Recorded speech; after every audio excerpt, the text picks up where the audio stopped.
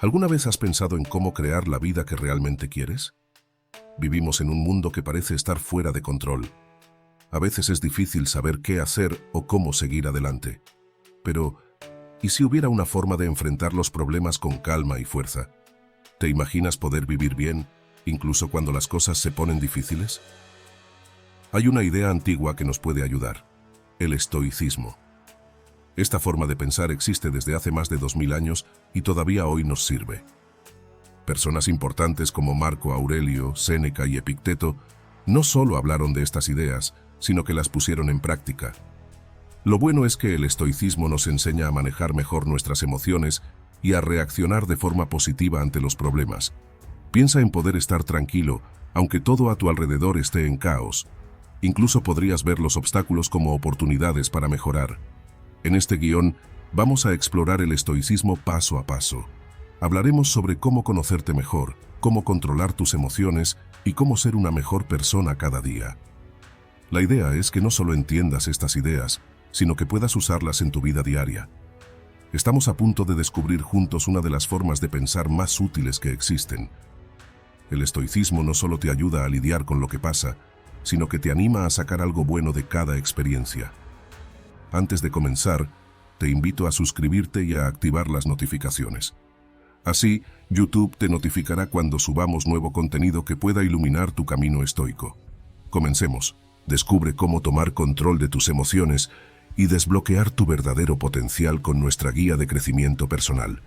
Filosofía estoica para la vida moderna. Haz clic en el link en el primer comentario fijado o visita nuestro sitio web para obtenerlo ahora. Número 1. Conócete a ti mismo. Cuando piensas en la frase «conócete a ti mismo», parece simple, ¿verdad? Pero en realidad es uno de los desafíos más grandes a los que nos enfrentamos. Conocerse a uno mismo no se trata solo de reconocer nuestras fortalezas, lo cual es genial, sino también de admitir nuestras debilidades, esos rincones desordenados de nuestro ser que preferimos no mirar. Es como cuando tienes un armario lleno de ropa, papeles viejos y cosas que no has usado en años. Limpiarlo significa enfrentarte a todo eso, decidir qué se queda, qué se va, y ser honesto contigo mismo sobre el desorden que has estado ignorando. Esa honestidad brutal, ese examen de tu vida y de tus acciones, es el primer paso hacia cualquier tipo de cambio verdadero. Ahora, esto nos lleva a algo más profundo, algo que el existencialismo plantea muy bien. Jean-Paul Sartre dijo que estamos condenados a ser libres. Y eso suena intenso, pero es exactamente eso. La libertad de elegir, de crear significado y propósito en nuestras vidas, es una carga. Porque no hay un plan preescrito, nadie te dice qué hacer o quién ser. Es como si te entregaran un lienzo en blanco y te dijeran, ve, pinta tu vida. Y sí, eso da miedo. Pero también es una oportunidad inmensa. Porque en esa responsabilidad está la posibilidad de definir quién eres, qué quieres y cómo vas a vivir. No hay excusas, no hay culpas que echar afuera. Es tu lienzo. Pero claro, no se trata de hacerlo todo de golpe. No puedes cambiar de la noche a la mañana. Aquí es donde entra un enfoque que Jordan Peterson propone. Empieza por lo pequeño. Si quieres hacer un cambio, comienza por lo que tienes a mano. ¿Tu habitación está hecha un desastre? Empieza por ahí. ¿Tienes un hábito que sabes que no es bueno para ti? Trabaja en reducirlo poco a poco.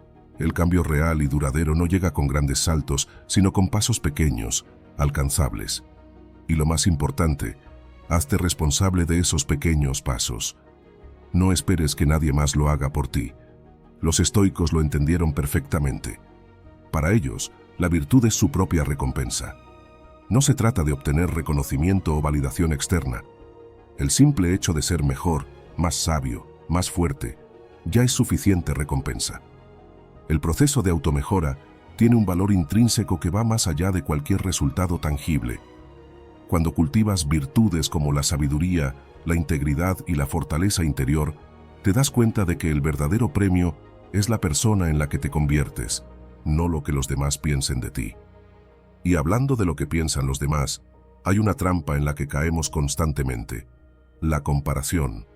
Vivimos en una época en la que compararse con los demás es casi inevitable, gracias a las redes sociales, pero eso es un juego peligroso. Cada vez que nos comparamos con los demás, estamos jugando con reglas que no controlamos. porque no sabemos la realidad detrás de las imágenes perfectas que vemos. En lugar de buscar la validación externa, busca tu propia realización interna. Pregúntate, ¿estoy viviendo según mis valores? ¿Estoy avanzando en el camino que yo he trazado para mí? La autorreflexión es la base de todo esto. No puedes cambiar lo que no entiendes. Es vital que te tomes el tiempo para sentarte y confrontar la verdad sobre ti mismo. Es incómodo, sí, pero es el primer paso hacia cualquier tipo de mejora.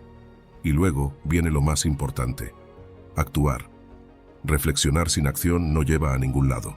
Tienes que tomar esos pequeños pasos hacia el cambio y celebrar cada uno, por pequeño que sea. Y por último, trata de ser compasivo contigo mismo en el proceso. Somos nuestros peores críticos. Desarrollar una voz interna amable, una que te anime en lugar de derribarte, es clave. La autocrítica excesiva no te ayudará a mejorar, solo te frenará. Practica la autocompasión, porque una relación saludable contigo mismo es el cimiento de todo crecimiento.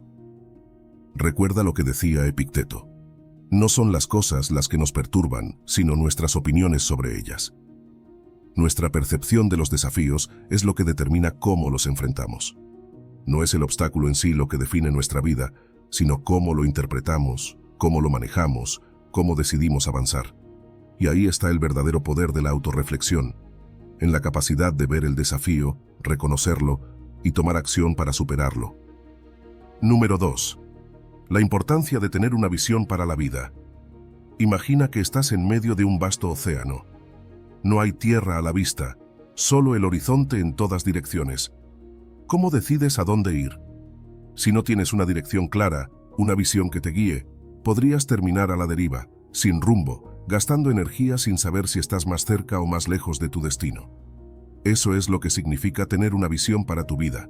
Es como tu estrella del norte, siempre allí para orientarte, incluso en las tormentas. Con una visión clara tienes propósito. Sabes hacia dónde te diriges, incluso cuando el camino no es directo, y en la vida, el camino rara vez lo es. Lo que pasa con la visión es que no puede ser algo impuesto por otros. No puede basarse en lo que la sociedad espera de ti o en lo que tus padres o amigos creen que deberías hacer. Jordan Peterson habla mucho de esto, de cómo tu visión debe surgir de lo que realmente deseas, de lo que te apasiona. Se trata de hacerte preguntas profundas, incómodas incluso. ¿Qué es lo que realmente te mueve? ¿Qué te haría sentir realizado? Y no es fácil responder a estas preguntas, porque implica enfrentarse a nuestras propias limitaciones y miedos. Pero es crucial. Sin ese trabajo interno, cualquier visión que construyas será superficial, no auténtica. Aristóteles lo llamaba telos, que básicamente significa propósito final. Para él, todo en la naturaleza tiene un propósito, una razón de ser. Los seres humanos no somos diferentes. Cumplir ese propósito es lo que nos permite florecer. Cuando tienes una visión clara es como si encontraras tu propio telos. De repente, tus acciones tienen un sentido más profundo. Ya no estás solo reaccionando a lo que ocurre a tu alrededor. Estás avanzando hacia algo más grande, algo que te define. Crear esa visión requiere introspección. No es algo que puedas hacer de la noche a la mañana. Tienes que ser brutalmente honesto contigo mismo, hacerte esas preguntas difíciles. ¿Qué tipo de vida quiero? ¿Cómo quiero que sean mis relaciones? ¿Qué impacto quiero tener en el mundo? Y una vez que empieces a visualizar eso, puedes dividir tu visión en diferentes áreas: carrera, salud, relaciones, crecimiento personal. Cada una de estas partes necesita su propio plan, porque no puedes trabajar en todo al mismo tiempo. Pero tener claridad sobre lo que quieres en cada área es lo que te permite mantener el rumbo, incluso cuando las cosas se pongan difíciles.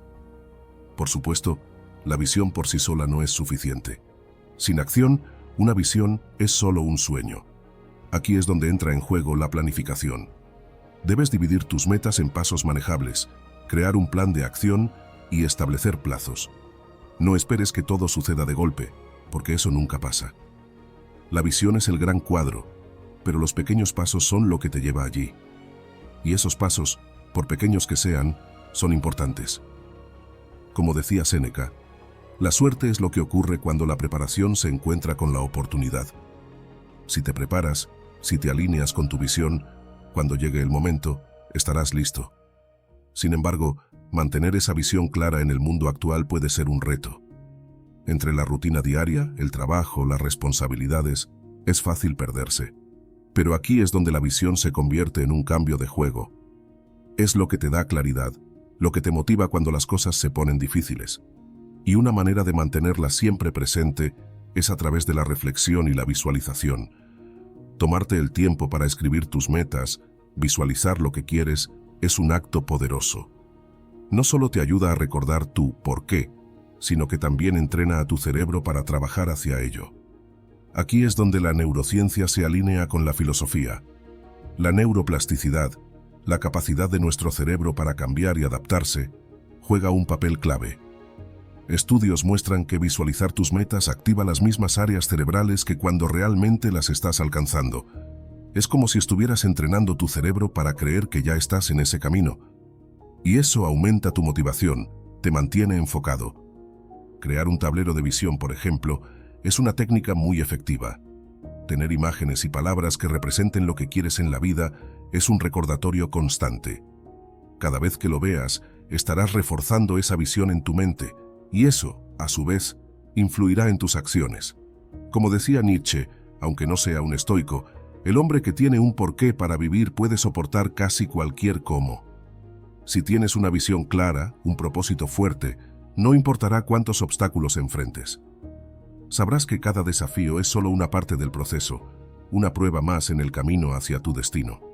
Número 3. La adversidad como oportunidad de crecimiento. Imagínate parado frente a una puerta cerrada. Sabes que detrás de esa puerta está el dragón que has estado evitando. Puede que ese dragón sea una conversación difícil que no has tenido, un proyecto que sigues posponiendo, o incluso un miedo profundo que has mantenido a raya durante años. Lo curioso es que, aunque tememos abrir esa puerta, es justo ahí, en la adversidad, donde se forja nuestro verdadero carácter. Marco Aurelio lo dijo perfectamente. El impedimento para la acción avanza la acción. Lo que se interpone en el camino se convierte en el camino. Eso que te frena, eso que te da miedo, es exactamente lo que te llevará a crecer si lo enfrentas. Y aquí está el problema, la zona de confort. Es como esa bicicleta que te daba miedo montar cuando eras pequeño. Al principio era incómodo, inestable, y te caías. Pero cada caída era una lección. Con cada intento, ganabas confianza, equilibrio y finalmente, dominio. Crecer ocurre justo fuera de esos límites cómodos. Sin desafiarte, sin enfrentar el riesgo de caerte de vez en cuando, no puedes desarrollar las habilidades, la resiliencia, ni la confianza necesarias para navegar la vida con éxito. El problema es que hoy vivimos en una sociedad que valora demasiado la comodidad. Todo está diseñado para evitar que sientas incomodidad. Desde los teléfonos que nos distraen hasta las redes sociales que nos entretienen, todo nos invita a mantenernos en un estado constante de distracción y evitación. Y lo más peligroso de todo es que cuando evitas enfrentar los desafíos, estos no desaparecen, solo se vuelven más grandes. Es como si cada vez que esquivas una conversación difícil o un reto, el dragón se volviera más grande y más intimidante. Pero ¿cómo empezar a enfrentarlo? Aquí es donde entra en juego el enfoque de Jordan Peterson. Empieza por lo pequeño. No se trata de enfrentarte al dragón de una vez, sino de dividirlo en pequeñas partes, en desafíos manejables. Si el dragón es el miedo al rechazo, quizás el primer paso sea hablar con alguien nuevo en un entorno seguro. Si el dragón es un proyecto inmenso, comienza por desglosarlo en tareas diarias pequeñas. El secreto está en construir confianza poco a poco. Cada pequeño desafío superado te da el coraje necesario para enfrentar el siguiente. Y no creas que el objetivo es eliminar el miedo por completo. Nelson Mandela dijo que el coraje no es la ausencia de miedo, sino el triunfo sobre él. El miedo siempre estará presente en alguna medida, y eso está bien.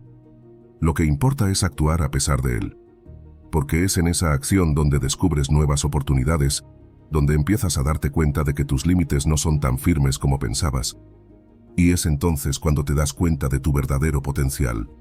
Enfrentar nuestros desafíos no es solo sobre lo que ganamos externamente. Las mayores batallas, las más significativas, son internas. Cuando superas tus miedos, ganas algo que no tiene precio: confianza en ti mismo, una fortaleza interna que nadie te puede quitar. Cada vez que enfrentas un reto y lo superas, te demuestras a ti mismo que eres capaz de mucho más de lo que creías. Y esa victoria, aunque pequeña, es inmensamente valiosa. Claro, todo esto suena motivador, pero la verdadera clave está en la acción. Porque puedes reflexionar, planear y soñar todo lo que quieras, pero si no tomas el primer paso, nada cambia. Es la acción lo que rompe el ciclo de evitación. Es ese primer paso, por pequeño que sea, lo que comienza a desinflar el tamaño del dragón que enfrentas. Una de las técnicas más efectivas para superar miedos es la exposición gradual. En psicología se llama terapia de exposición. Empiezas enfrentando los desafíos más pequeños y vas subiendo de nivel, poco a poco. Si tienes miedo a hablar en público, no te lanzas de inmediato a dar una conferencia frente a cientos de personas. Empiezas hablando frente a un amigo, luego a un pequeño grupo, y así, gradualmente, hasta que el miedo ya no te controla. Lo mismo se aplica a cualquier otro miedo o desafío que tengas. Este proceso, cuando lo sigues paso a paso, transforma tu vida de una manera que ni siquiera imaginas. Y aquí es donde entra la mentalidad de crecimiento. Carol Dweck habla de esto en su trabajo, la diferencia entre una mentalidad fija y una de crecimiento. Si crees que tus habilidades y capacidades están fijadas, que no puedes cambiar o mejorar, entonces cada desafío se convierte en una amenaza. Pero si crees que puedes aprender, crecer y mejorar con el esfuerzo, entonces esos desafíos ya no son tan aterradores.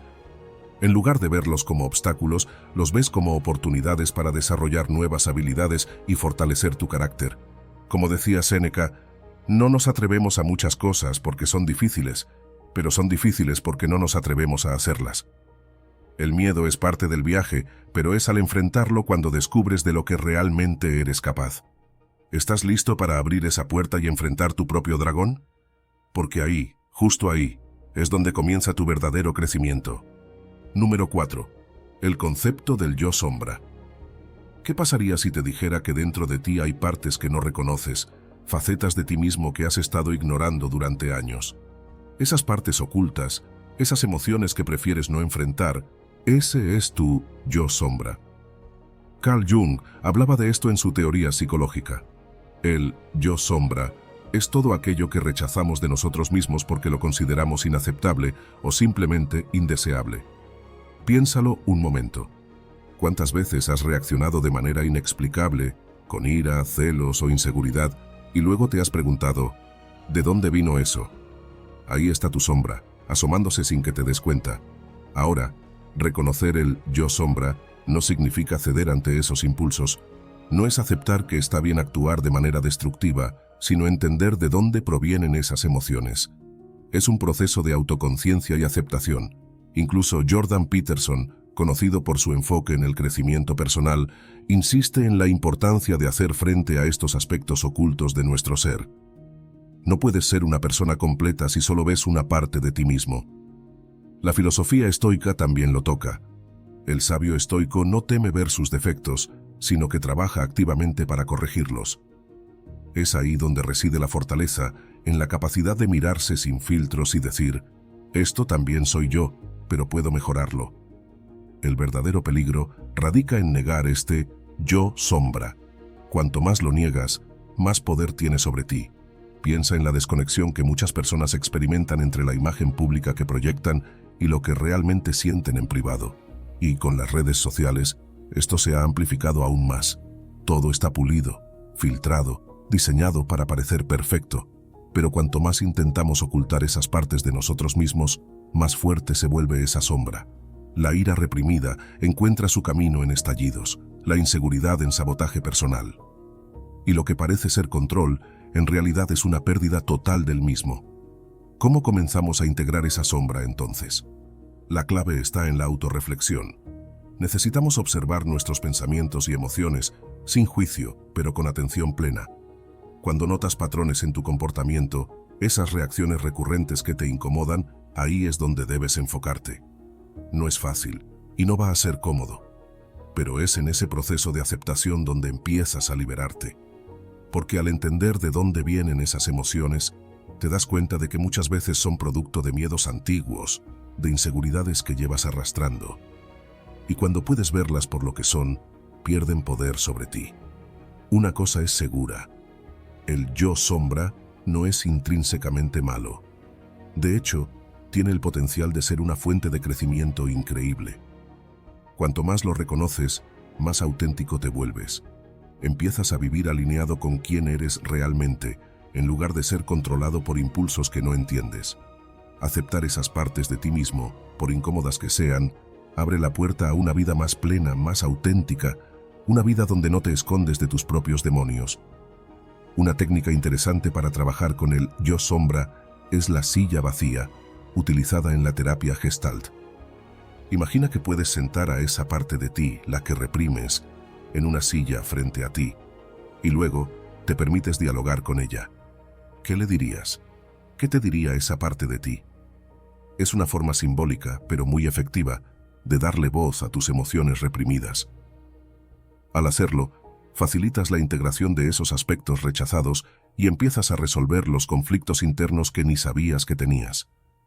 Por último, piensa en el arquetipo del bufón, ese personaje intrigante presente en tantas culturas, desde Loki en la mitología nórdica hasta el coyote en las tradiciones nativas americanas. Esta figura encarna el caos y la transformación. El yo sombra comparte rasgos con el bufón, desafía lo establecido, te empuja fuera de tu zona de confort. Sin embargo, también es una fuente de creatividad, adaptabilidad y hasta humor en medio de la adversidad. Si logras canalizar esa energía caótica de tu sombra, puedes transformarla en una herramienta poderosa para abordar la vida con más flexibilidad y apertura. Como decía Zenón de Sitio, el hombre sabio no se avergüenza de sus defectos, sino que trabaja para corregirlos. No se trata de pretender ser perfectos, sino de aceptar nuestra imperfección como parte del viaje hacia la sabiduría y la paz interior. La verdadera libertad llega cuando podemos abrazar todo lo que somos, tanto lo que mostramos como lo que mantenemos en la oscuridad. Ahí es donde encontramos nuestro poder. Número 5. La importancia de la honestidad. Vamos a tener una charla de corazón a corazón. Piénsalo. ¿Cuántas veces has evitado ser brutalmente honesto contigo mismo? A veces no queremos enfrentarnos a lo que realmente somos, porque aceptar nuestras debilidades, nuestras contradicciones, duele.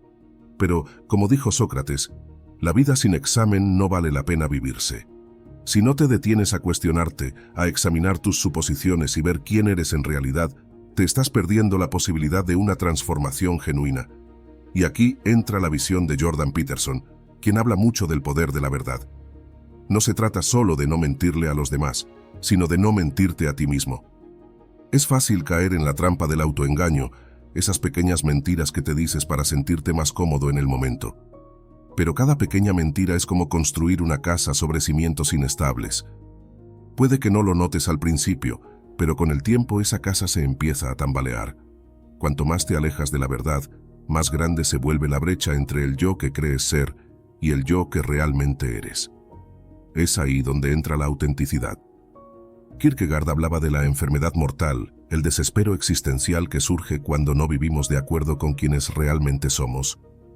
La autenticidad no es solo una moda, es una necesidad.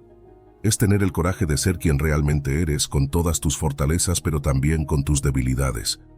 Es en esa autenticidad donde encuentras la libertad de vivir sin máscaras, sin tener que mantener una fachada que no representa tu verdadero ser. Pero, ¿cómo se cultiva la autenticidad? No se trata de hacer grandes gestos o de exponer todos tus defectos de golpe. Peterson sugiere comenzar con pequeños actos de verdad.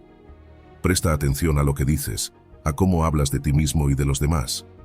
Desafíate a ser honesto, aunque sea incómodo. A veces, decir la verdad te hará sentir vulnerable, pero es precisamente esa vulnerabilidad la que abre el camino hacia una vida más auténtica. Cuando te desafías a ti mismo a ser honesto, incluso en lo más pequeño, comienzas a crear un hábito que transforma cómo te relacionas con el mundo. Y claro, en un mundo saturado de redes sociales, donde todo parece ser una vitrina de momentos destacados, la autenticidad es más difícil de alcanzar que nunca. Observamos versiones idealizadas de la vida de los demás, lo que nos lleva a cuestionar nuestro propio valor. Pero la verdad es esta: todos enfrentan luchas, todos tienen defectos. La diferencia radica en si decides vivir una vida fundamentada en la verdad o mantener una fachada pulida que eventualmente se derrumbará. No se trata de ser perfecto, sino de ser genuino. La verdad tiene un poder liberador. Cuando vives de acuerdo con lo que realmente eres, te alineas con tus valores fundamentales, y eso trae una sensación de empoderamiento. Es como si de repente empezaras a crear la vida que realmente quieres, no la que los demás esperan de ti. Te liberas de las cadenas de la aprobación externa porque ya no necesitas la validación de nadie más. Sabes quién eres, y eso es suficiente. Pero la autenticidad no es algo que logras una vez y listo, es una práctica diaria. Brené Brown lo dijo bien: deja ir quién crees que deberías ser y abraza quién eres. Se necesita coraje para mostrarte al mundo tal como eres, sin ocultar tus imperfecciones. Pero ese es el verdadero valor de la autenticidad. Te da la libertad de ser tú mismo, sin miedo al juicio. Una herramienta que puede ayudarte a profundizar en esta autenticidad es la ventana de Johari.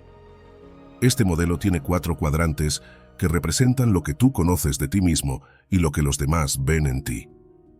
Al obtener retroalimentación honesta de las personas cercanas a ti, puedes empezar a ver tus puntos ciegos y ampliar tu autoconciencia. Esto no solo mejora tus relaciones, sino que te ayuda a comprender mejor quién eres en realidad, eliminando capas de autoengaño que ni siquiera sabías que tenías. Y aquí es donde entra el concepto de flow, ese estado en el que te sumerges completamente en una actividad. Según Mihaly Csikszentmihalyi, el flow es cuando estás tan involucrado en lo que haces que pierdes la autoconciencia. Es en estos momentos cuando te expresas de manera más auténtica, sin filtros. Identificar actividades que te lleven a ese estado de flow y cultivarlas regularmente puede ayudarte a conectar más profundamente con tu verdadero yo. Marco Aurelio decía: la felicidad del hombre radica en esto, hacer lo que es propio del hombre. Y eso es lo que estamos buscando, ¿verdad? Vivir una vida que sea auténtica, que esté alineada con lo que somos en esencia, porque, al final del día, la verdad no solo te hará libre, te hará pleno. Número 6. La inevitabilidad del sufrimiento. El sufrimiento es una de esas realidades que todos enfrentamos, aunque ninguno de nosotros quiere realmente hablar de ello. Lo sabemos, está ahí, pero a menudo lo ignoramos o lo esquivamos, esperando que desaparezca por sí solo. Pero lo cierto es que el sufrimiento es parte inherente de la experiencia humana. No podemos escapar de él. Y esto no es algo que deba desanimarnos. Al contrario, desde la perspectiva estoica, el sufrimiento no es ni insoportable ni eterno. Lo importante es cómo respondemos a él. Jordan Peterson lo pone de una manera muy clara: el sufrimiento es inevitable, pero es también la clave para una vida más significativa. Cuando enfrentamos el dolor de frente, cuando aceptamos la adversidad, algo cambia en nosotros. Nos volvemos más fuertes, más conscientes, más resilientes. Es como nadar en una corriente de resaca. Si luchas desesperadamente contra ella, te agotas y terminas arrastrado.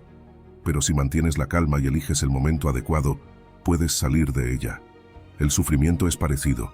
Enfrentarlo con calma y estrategia puede transformarlo en una oportunidad de crecimiento. Y aquí es donde entra Viktor Frankl. Este hombre que sobrevivió al Holocausto nos dejó una de las lecciones más poderosas. Incluso en las circunstancias más oscuras, podemos elegir nuestra actitud. Nadie puede quitarnos esa libertad. Frankl nos enseña que el significado no surge de evitar el sufrimiento, sino de cómo respondemos a él. Los estoicos nos lo recordaban constantemente. No podemos controlar lo que nos pasa, pero sí cómo lo interpretamos y cómo actuamos en respuesta. Así que, ¿qué podemos hacer cuando estamos en medio del sufrimiento? Primero, aceptarlo. A menudo, el primer impulso es resistir, negar que estamos sufriendo o evitarlo a toda costa. Pero la aceptación no es rendirse, es simplemente reconocer lo que es. Peterson habla mucho de esto, de tomar responsabilidad. No podemos cambiar lo que ocurrió, pero sí podemos cambiar cómo vivimos a partir de ese momento. En lugar de quedarnos atrapados en el papel de víctimas, podemos tomar control de nuestra vida y nuestras decisiones. Después de aceptar el sufrimiento, lo siguiente es buscarle un significado. Pregúntate, ¿qué puedo aprender de esta experiencia? ¿Qué fortaleza puedo desarrollar? Es en los momentos más difíciles donde encontramos nuestras lecciones más importantes. Y en muchos casos, una de las maneras más poderosas de sanar es servir a los demás. Cuando ayudamos a quienes también están sufriendo, encontramos un propósito que puede ser inmensamente curativo. Aquí es fácil caer en la trampa de la victimización, de culpar a las circunstancias externas por todo. Claro, algunas cosas están fuera de nuestro control, pero quedarnos en ese ciclo de victimización solo nos mantiene estancados. Lo que nos enseña el sufrimiento es que la vida sigue, y depende de nosotros tomar las riendas y decidir cómo enfrentarlo. Si evitamos el sufrimiento, solo lo hacemos más grande. Lo reprimimos, lo ignoramos, y al final se manifiesta de maneras que nos afectan aún más. Lo que muchas veces no vemos es que el sufrimiento es una experiencia compartida. No es un signo de debilidad. Al contrario, cuando reconocemos que todos en algún momento enfrentamos dolor, nos damos cuenta de que estamos conectados por esta experiencia universal. Y lejos de ser algo que nos destruye, puede ser el testimonio de nuestra fortaleza, de nuestra capacidad de resiliencia. Finalmente, la clave está en transformar ese dolor en propósito. Las heridas que acumulamos a lo largo del tiempo pueden, de hecho, iluminar el camino hacia un futuro mejor. ¿Cómo? Aceptándolas, aprendiendo de ellas y usándolas como una brújula que nos indique hacia dónde ir. Esa es la gran paradoja del sufrimiento. Aquello que más intentamos evitar puede ser lo que más nos transforme, lo que más nos ayude a crecer. Una herramienta poderosa en este proceso es la atención plena. Practicar mindfulness, estar presente en el momento sin juzgar lo que sentimos, nos permite observar nuestro sufrimiento sin identificarnos completamente con él. Es como tomar un paso atrás y darnos cuenta de que, aunque el dolor esté ahí, no nos define. Técnicas como la meditación nos ayudan a cultivar esa calma y ecuanimidad frente a la adversidad. Y esto no es solo una cuestión emocional. Estudios neurológicos muestran que la práctica regular de mindfulness cambia nuestro cerebro, haciéndonos más resilientes y menos reactivos al dolor.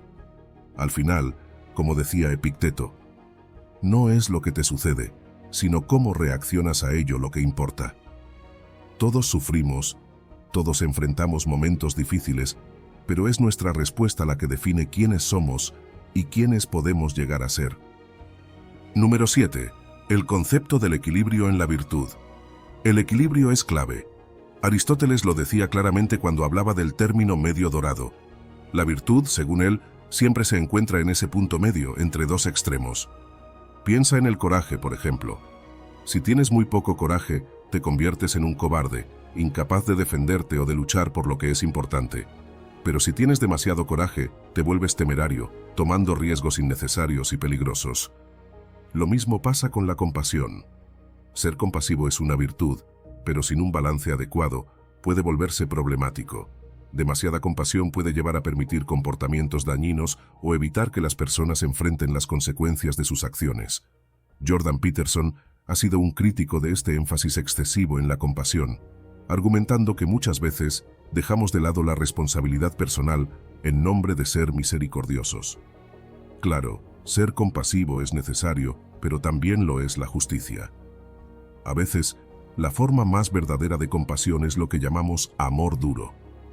No se trata de habilitar o rescatar a alguien de todas sus dificultades, sino de permitirles enfrentar sus propios desafíos para que puedan crecer.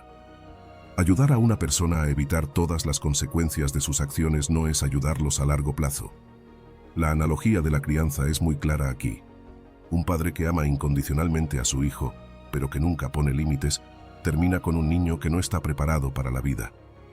Es en ese equilibrio entre el amor y la disciplina donde se forman personas fuertes y capaces. Un niño que sabe que es amado, pero que también tiene que cumplir con sus responsabilidades, aprenderá a ser resiliente. Demasiado amor, sin dirección, puede ser tan perjudicial como la falta de amor. En la sociedad moderna, parece que estamos cayendo en la trampa de la compasión sin responsabilidad. Queremos ser tolerantes y aceptar a todos, lo cual es importante, pero cuando esa tolerancia permite comportamientos destructivos o impide que las personas asuman la responsabilidad de sus acciones, estamos creando una cultura de permisividad. En lugar de fomentar el crecimiento personal y la responsabilidad, estamos dejando que las personas se estanquen en un ciclo de excusas. Aquí es donde entra el discernimiento. Cada situación es diferente, y no podemos aplicar un solo enfoque a todos los problemas. A veces, la mejor manera de ayudar a alguien es escucharlo y ser empático, pero otras veces necesitamos establecer límites firmes. Saber cuándo hacer cada cosa es clave para mantener ese equilibrio entre la compasión y la justicia. No podemos salvar a todos, y a veces, en nuestro afán por hacerlo, nos desgastamos y perdemos nuestra propia paz mental. Es importante recordar que la compasión no es sobre rescatar, sino sobre empoderar. No se trata de aliviar temporalmente el dolor de alguien sin abordar la causa subyacente. La verdadera compasión involucra ayudar a las personas a encontrar la fuerza para superar sus propios desafíos, a desarrollar la capacidad de manejar las dificultades de la vida. En esto, la sabiduría juega un papel crucial. Como dijo el Dalai Lama, la compasión sin sabiduría puede ser tan dañina como la indiferencia. Si no tienes cuidado, puedes terminar haciendo más daño que bien, alentar la dependencia en lugar de la independencia. Es un equilibrio difícil de lograr, pero es uno que todos debemos buscar. En la psicología hay un concepto fascinante llamado esquemas desadaptativos tempranos, desarrollado por Jeffrey Young. Estos son patrones emocionales que comenzamos a desarrollar en la infancia y que pueden llevarnos a desequilibrios entre compasión y responsabilidad. Por ejemplo, una persona que ha experimentado abandono puede tener un esquema de dependencia, buscando constantemente la aprobación o la ayuda de los demás, en lugar de enfrentar sus problemas. El desafío aquí es aprender a confrontar estos esquemas con compasión, pero también con límites saludables. La idea de compasión inteligente en la psicología positiva refuerza este enfoque. Se trata de ser compasivo, pero de una manera que también sea sabia y efectiva. La compasión inteligente no es solo sentir empatía por alguien, sino saber cómo actuar de manera que realmente le ayude. Esto requiere desarrollar nuestra inteligencia emocional, aprender a entender no solo nuestras propias emociones, sino también las de los demás, y actuar de acuerdo con esa comprensión. Y al final, todo esto se reduce al autocontrol y el equilibrio. Platón lo dijo mejor: la mayor victoria es la conquista de uno mismo. Para practicar una compasión equilibrada, primero debemos tener la fortaleza interna para reconocer nuestras propias limitaciones y manejar nuestras emociones. Solo entonces podremos ofrecer una compasión que sea justa, efectiva y verdaderamente transformadora, tanto para nosotros como para quienes nos rodean. Número 8. El compás del significado. La búsqueda de significado es algo que todos experimentamos en algún momento de nuestras vidas. No es solo sobre tener un buen trabajo, una casa bonita o una lista interminable de logros. Es más profundo que eso. Es esa sensación interna que nos dice que lo que hacemos, lo que somos, tiene un propósito. Como decía Camus, el mundo en sí puede no tener un sentido inherente, pero es nuestra tarea crear uno. Y ahí es donde comienza la verdadera búsqueda. Para orientarnos en esa búsqueda, necesitamos lo que podríamos llamar un compás de significado. Porque sin dirección es fácil sentirnos perdidos, como si estuviéramos a la deriva en un océano sin fin. Tener un sentido claro de propósito actúa como esa brújula interna, siempre apuntando hacia nuestro norte verdadero. Es lo que nos da la capacidad de tomar decisiones que estén alineadas con lo que realmente valoramos, en lugar de simplemente seguir la corriente o conformarnos con lo que se espera de nosotros.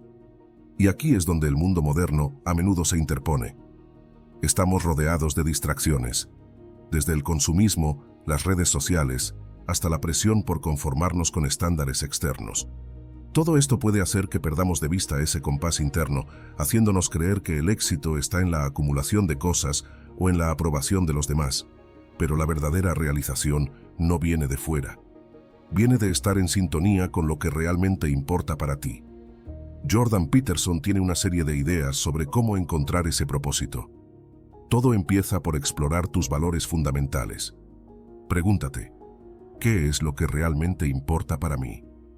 Cuando tienes claridad sobre esos valores, puedes comenzar a perseguir actividades que te absorban por completo, que te hagan perder la noción del tiempo. ¿Has notado cómo, cuando haces algo que realmente disfrutas, todo lo demás desaparece? Eso es una señal de que estás en el camino correcto.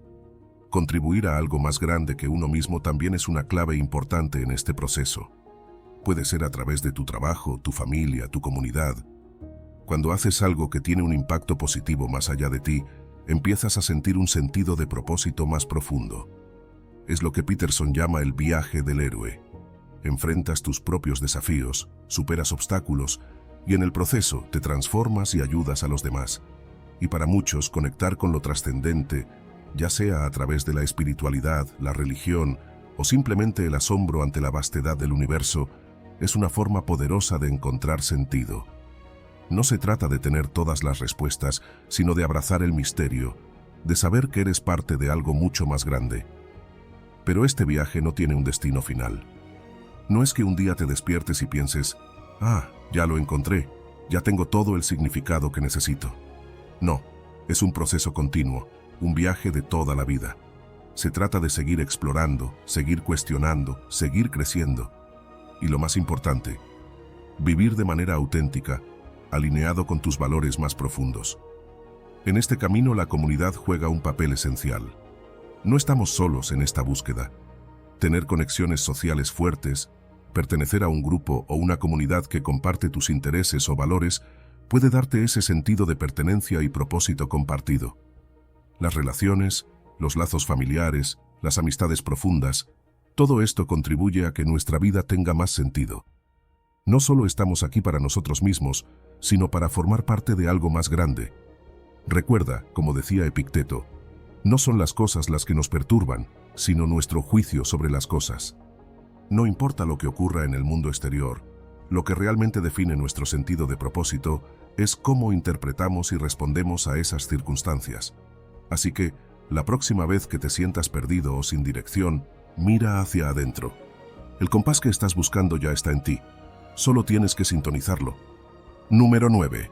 El papel de la disciplina estoica en la transformación personal. La disciplina estoica es una de las herramientas más poderosas que puedes adoptar si realmente quieres transformar tu vida. No es solo una cuestión de ser estricto contigo mismo o seguir reglas a rajatabla. Va mucho más allá. La disciplina estoica es el arte de dominarse a uno mismo, de encontrar el equilibrio entre el autocontrol, la moderación y la perseverancia. A diferencia de la disciplina convencional, que a menudo se centra en obtener resultados externos o en cumplir con ciertas expectativas, la disciplina estoica es más bien un compromiso contigo mismo. Es una elección diaria de actuar en alineación con tus valores, sin importar las circunstancias. Hablemos del autocontrol, uno de los pilares fundamentales de esta disciplina. Los estoicos lo veían como una habilidad esencial para alcanzar la libertad interior. ¿Y cómo se desarrolla el autocontrol? Una de las técnicas más conocidas es la práctica de la incomodidad voluntaria. Por ejemplo, Marco Aurelio, el emperador filósofo, recomendaba exponerse regularmente a situaciones incómodas para fortalecer el carácter. Puede parecer simple, pero estos pequeños desafíos, como levantarte más temprano de lo que te gustaría o renunciar a ciertos placeres temporales, van entrenando tu mente para resistir la tentación de la gratificación instantánea. Con el tiempo, desarrollas una capacidad increíble para superar la procrastinación y la falta de motivación, porque ya no necesitas sentirte inspirado para actuar. Pero la disciplina no se trata solo de un esfuerzo momentáneo. Se trata de constancia. Los estoicos nos enseñan a hacer lo correcto sin preocuparse tanto por los resultados inmediatos. Esto es clave porque, en un mundo donde estamos acostumbrados a querer recompensas rápidas, la disciplina nos mantiene en el camino cuando las cosas no van como esperamos. Es en esos momentos de dificultad cuando la constancia, esa capacidad de seguir avanzando a pesar de los reveses, se vuelve esencial. ¿Cuántas veces has abandonado algo porque no viste resultados inmediatos? La filosofía estoica nos recuerda que los frutos del esfuerzo a menudo llegan más tarde, pero la satisfacción de saber que has hecho lo correcto es inmediata. El control emocional es otro aspecto clave de la disciplina estoica. Los estoicos sabían que las emociones pueden ser poderosas, pero también entendían que no deberíamos dejarnos arrastrar por ellas. Practicaban algo llamado visualización negativa, una técnica que consiste en imaginar el peor escenario posible para prepararse emocionalmente. Al hacerlo, reducían el impacto de las emociones negativas cuando las cosas no salían como esperaban. ¿Y qué efecto tiene esto en nuestras relaciones y decisiones? Pues bien, cuando somos capaces de mantener la calma en momentos de estrés o frustración, no solo tomamos mejores decisiones, sino que también nos convertimos en personas más confiables y equilibradas en nuestras interacciones con los demás. La verdadera belleza de la disciplina estoica es que nos ayuda a alinear nuestras acciones con nuestros valores. A menudo, El caos de la vida moderna nos desvía de lo que realmente nos importa. Pero cuando aplicas la disciplina estoica, cada decisión, cada pequeño esfuerzo, te acerca más a vivir una vida coherente con tus principios. Para ello, es vital identificar esos valores. ¿Qué es lo que más valoras? ¿La honestidad, la justicia, la responsabilidad? Una vez que tienes claro cuáles son, la disciplina se convierte en el medio para vivir de acuerdo con ellos, sin dejarte desviar por las distracciones del día a día. Hablando de distracciones, uno de los mayores desafíos que enfrentamos hoy en día es cómo mantener la disciplina en un mundo lleno de estímulos constantes. Todo parece estar diseñado para captar nuestra atención, desde las redes sociales hasta la publicidad, lo que hace que sea fácil perder de vista nuestras metas y prioridades. Pero aquí es donde la disciplina estoica realmente puede marcar la diferencia. Al ser conscientes de nuestras distracciones y aprender a controlarlas, podemos aplicar los principios estoicos para centrar nuestra atención en lo que realmente importa. Y no podemos olvidar el impacto de la disciplina en todas las áreas de nuestra vida. Desde la salud física hasta la salud mental, la disciplina tiene un efecto transformador. Desarrollar hábitos de autocuidado como hacer ejercicio regularmente o practicar la meditación no solo mejora nuestra salud, sino que también refuerza nuestro sentido de control personal. Lo mismo ocurre en el ámbito profesional. La disciplina nos ayuda a ser más productivos, a tomar decisiones más acertadas y, en última instancia, a alcanzar el éxito de una manera que se siente auténtica y alineada con nuestros valores. Como decía Séneca, no es que no nos atrevamos porque las cosas son difíciles, sino que son difíciles porque no nos atrevemos. Este es un recordatorio de que la disciplina, aunque a veces se sienta como un desafío, es lo que nos permite atravesar esas barreras que parecen insuperables.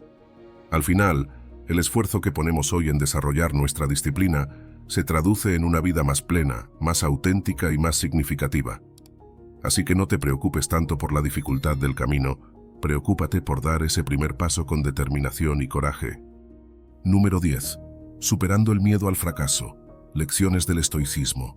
El miedo al fracaso es algo que todos enfrentamos en algún momento, ¿verdad? Es esa sensación incómoda que te paraliza, te hace dudar y a menudo te impide dar el primer paso hacia algo que realmente quieres. Pero lo curioso es que, al intentar evitar el fracaso, muchas veces nos condenamos a algo peor, no vivir plenamente. ¿Cuántas oportunidades hemos dejado pasar porque el miedo nos decía que podríamos fallar? Ese miedo nos limita, nos encierra en una zona de comodidad que a largo plazo no es nada cómoda. Los estoicos, sin embargo, veían el fracaso de una manera muy distinta. Para ellos, el fracaso no era algo a lo que temer, sino una oportunidad para aprender y crecer. Marco Aurelio hablaba de cómo lo que se interpone en el camino se convierte en el camino. Es decir, los obstáculos, los fracasos, no son el fin del mundo, sino una parte esencial del proceso de mejora. Y aquí está la clave del estoicismo. No nos preocupamos por los resultados, que están fuera de nuestro control, sino por nuestras acciones y nuestras actitudes, que sí dependen de nosotros. Si fallas, pero has actuado con integridad, has hecho lo correcto, entonces, ¿realmente has fracasado? Los estoicos dirían que no. Una técnica muy útil que los estoicos practicaban para prepararse para el fracaso es la premeditación de las adversidades. Básicamente se trata de imaginar los peores escenarios posibles antes de que ocurran. Esto no es para volverse pesimista, sino para que, si las cosas salen mal, ya estés mentalmente preparado. De este modo, cuando te enfrentas al fracaso, no te toma por sorpresa y puedes manejarlo con mayor calma y control.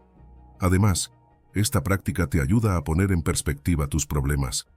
A veces, cuando vemos nuestras dificultades desde una perspectiva cósmica, es decir, cuando recordamos lo pequeños que somos en el vasto universo, nos damos cuenta de que lo que parece un gran fracaso en el momento, realmente no es tan importante en el gran esquema de las cosas. El coraje es otra virtud estoica clave para superar el miedo al fracaso. Y lo interesante es que el coraje no significa actuar sin miedo. De hecho, se trata de actuar a pesar del miedo. La vida no está exenta de riesgos, pero cuando te enfocas en el proceso en lugar de los resultados, es más fácil reunir el coraje necesario. Los estoicos nos enseñan a centrarnos en lo que podemos controlar, nuestras acciones, nuestras decisiones, nuestra dedicación. El resultado, bueno o malo, es secundario. Si has hecho todo lo que estaba en tus manos, el fracaso no te define. Es solo una experiencia más en el camino. Si quieres aplicar estos principios en tu vida de manera práctica, hay algunas estrategias muy efectivas del estoicismo. Una de ellas es el uso del diario estoico. Escribir sobre tus miedos, sobre lo que te preocupa, te ayuda a verlos de una manera más objetiva. Reflexiona sobre las veces en las que has superado obstáculos y cómo te has fortalecido a través de esas experiencias. De esta manera, vas entrenando tu mente para ver el fracaso no como una derrota, sino como una lección. También puedes comenzar por pequeños pasos, enfrentando miedos menores para ir construyendo tu tolerancia al fracaso. Poco a poco, te darás cuenta de que no es tan aterrador como pensabas. La historia está llena de ejemplos de personas que fracasaron una y otra vez antes de lograr grandes cosas. ¿Sabías que Thomas Edison tuvo más de 1000 intentos fallidos antes de inventar la bombilla eléctrica? Lo importante no es cuántas veces fallamos, sino cómo nos levantamos después de cada caída. Esa es la esencia del crecimiento personal. Los estoicos entendieron esto desde el principio. El fracaso no es el final, es solo una parte del camino hacia el éxito. Adoptar una mentalidad de crecimiento es fundamental. Si ves el fracaso como una oportunidad para mejorar y aprender, entonces cada desafío que enfrentes será una oportunidad para fortalecerte, para volverte más resiliente. Séneca lo dijo perfectamente. No es porque las cosas sean difíciles que no nos atrevemos, es porque no nos atrevemos que son difíciles.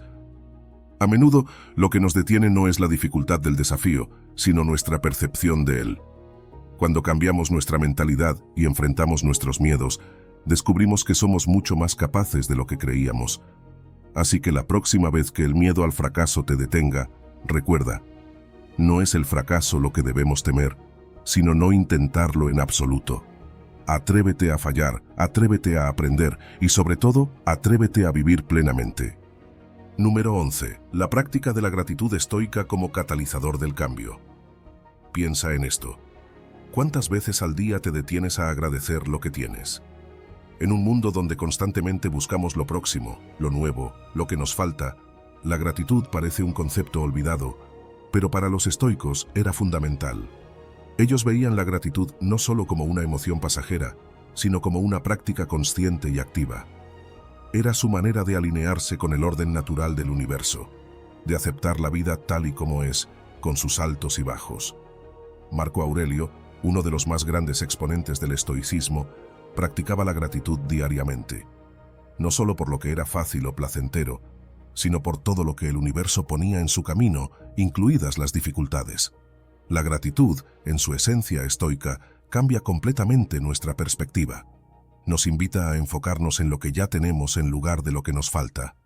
A menudo, el descontento nace de la constante comparación o de querer más, pero los estoicos nos enseñan que todo lo que necesitamos para ser felices ya está a nuestro alcance. La gratitud actúa como un antídoto contra esa insatisfacción crónica, esa ansiedad que a veces sentimos por no estar donde quisiéramos estar. Al ser conscientes de lo que ya tenemos, nos liberamos de esa trampa mental de estar siempre persiguiendo más. Imagina por un momento que, en lugar de lamentarte por lo que no tienes, empiezas a agradecer lo que ya está presente en tu vida. Los amigos, la salud, el simple hecho de estar vivo hoy. Esa gratitud no solo cambia cómo te sientes, sino que te motiva a ser mejor, a contribuir más. Porque, al reconocer todo lo que se nos ha dado, sentimos la responsabilidad de devolver algo al mundo. Aquí es donde la gratitud se conecta con la virtud de la justicia en el estoicismo. No solo se trata de recibir, sino de equilibrar la balanza al dar. Cuando somos agradecidos, actuamos desde un lugar de abundancia, y esa abundancia nos lleva a actuar con más generosidad y justicia hacia los demás. Pero, ¿cómo cultivamos la gratitud desde una perspectiva estoica? Una de las técnicas más efectivas es mantener un diario de gratitud. Cada día puedes escribir 3 cosas por las que estás agradecido, pero desde una perspectiva estoica también puedes practicar la visualización negativa. Es decir, imagina que por un momento pierdes esas cosas que das por sentado: la salud, tu hogar, tus seres queridos. Al pensar en la posibilidad de perderlos, te darás cuenta de lo valiosos que son, y cuando regreses a la realidad, sentirás una gratitud mucho más profunda. Esta gratitud también es una herramienta poderosa para liberarnos de lo que está fuera de nuestro control.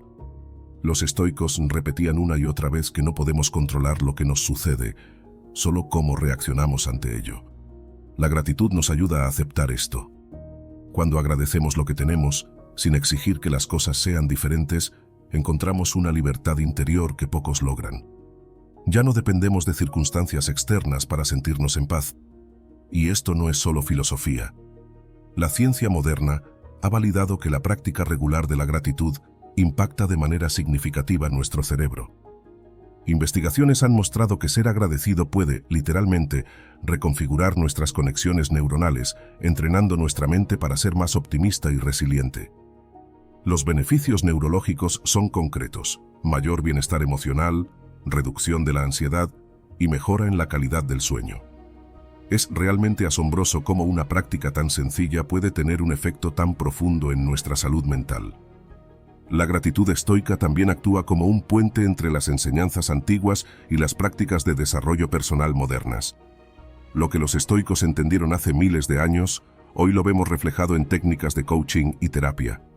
La gratitud no solo nos ayuda a lidiar con el estrés y la ansiedad del día a día, sino que nos ancla en el presente, nos da perspectiva y nos permite vivir con más calma y propósito. Como decía Marco Aurelio, no es feliz el hombre que no se cree feliz. La felicidad no es algo que obtenemos de fuera, sino una elección interna, una perspectiva que decidimos adoptar. Y la gratitud es el camino más directo hacia esa elección. Al practicar la gratitud de manera constante, transformamos nuestra experiencia de vida. Dejamos de ver lo que nos falta y empezamos a apreciar lo que ya está aquí, justo frente a nosotros. Y al hacerlo, encontramos que la verdadera felicidad no está en lo que esperamos conseguir, sino en lo que ya tenemos. Número 12. El arte estoico de establecer expectativas realistas. Piénsalo un momento. ¿Cuántas veces te has sentido frustrado porque las cosas no salieron como esperabas? A todos nos pasa. Establecemos expectativas sobre cómo deberían ser las cosas, cómo debería comportarse alguien, qué tan rápido deberíamos lograr nuestras metas o cuántas recompensas deberíamos recibir por nuestro esfuerzo. Y cuando esas expectativas no se cumplen, nos sentimos decepcionados. Es natural. Pero los estoicos sabían que gran parte de nuestro sufrimiento proviene de expectativas irreales. Ellos entendían que cuando ponemos nuestras expectativas demasiado altas o fuera de nuestro control, nos preparamos para la frustración.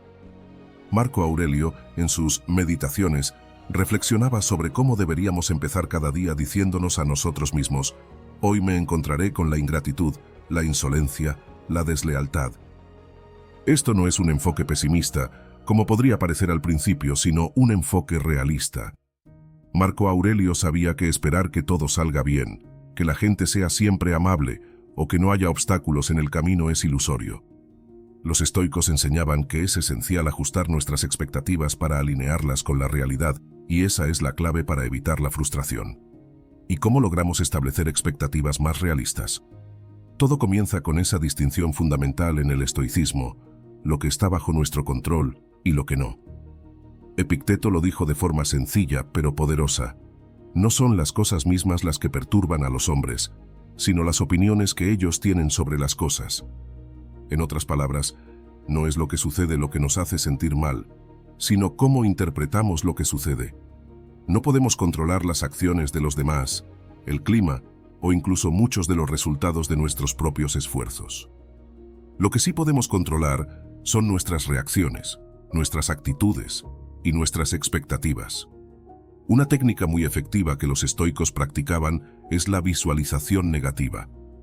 Esta práctica consiste en imaginar las cosas que podrían salir mal o no cumplir con nuestras expectativas, no para hacernos sentir mal, sino para prepararnos mentalmente. Al hacer esto, nos volvemos más resilientes.